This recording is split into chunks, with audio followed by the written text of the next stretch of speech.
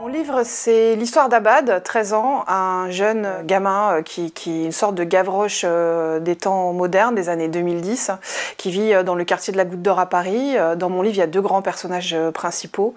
Cet enfant dont la trajectoire va être celle influencé et surtout en hommage au Douanel de Truffaut dans Les 400 coups, donc un roman d'apprentissage tel qu'il en existe depuis des millénaires, et puis un gamin qui grandit, et puis le personnage de Paris symbolisé par un quartier qui est celui de la Goutte d'Or dans le 18e arrondissement. Donc c'est à la fois un hommage à l'enfance et également à la mémoire d'un quartier et à ce qui lie aussi les petites histoires dans la grande histoire de France. En fait, c'est l'histoire d'une vie, c'est-à-dire que moi, Les 400 coups, c'est un film que j'ai rencontré sur la trace de ce qu'on appelle le mot grandir.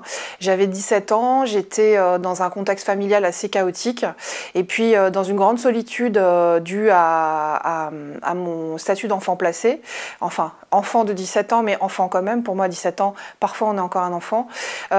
J'ai trouvé un refuge dans la fiction et surtout dans les films. Et puis, moi, sur ma route, j'ai eu ce qu'on appelle des parents de cœur, c'est-à-dire que j'ai rencontré des profs, des éducateurs, des inconnus, des personnes, des hommes de religion ou pas. Enfin voilà, j'ai rencontré vraiment des gens qui m'ont transmis, là où le roman familial s'était arrêté à cause de mes parents, ils m'ont transmis quelque chose, et dans ce quelque chose, il y a eu le goût du cinéma, et plus précisément le goût de la nouvelle vague. Donc à 17 ans, je rencontre une professeure de cinéma dans le lycée catholique où j'étais, et qui m'a donné des films à voir.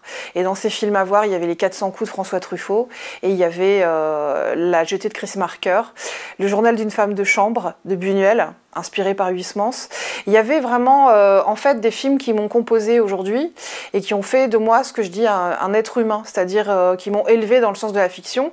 Et pourquoi Les 400 coups? Parce que c'était pour moi la première fois que je voyais un enfant qui me ressemblait un peu, c'est-à-dire un enfant sur le côté, un enfant qui crie à la vie, à la dignité, à l'amour, et qui en même temps est un enfant un peu espiègle, un enfant qu'on n'entend pas, qu'on comprend pas, et le personnage de Douanel incarné plus tard, quand j'ai fait des recherches sur le film, par à la fois la biographie et l'autobiographie de François Truffaut, pour moi ça a été l'idéal de destin, c'est-à-dire à la fois confondre le cinéma, le roman dans une œuvre. Et pourquoi pas l'autofiction par exemple? C'est parce que pour moi la fiction était un cadeau, et m'incarner dans un gamin de 13 ans c'était faire un pied de nez au destin. Là où on aurait voulu que je sois de sexe masculin quand je suis née, j'ai voulu un gamin de 13 ans qui se confronte à la ville. Et puis c'est un thème universel, c'est un thème qu'on voit dans les temps modernes de Chaplin. Et je trouve que c'était intéressant de raconter l'universel à travers un enfant dans le Paris d'aujourd'hui.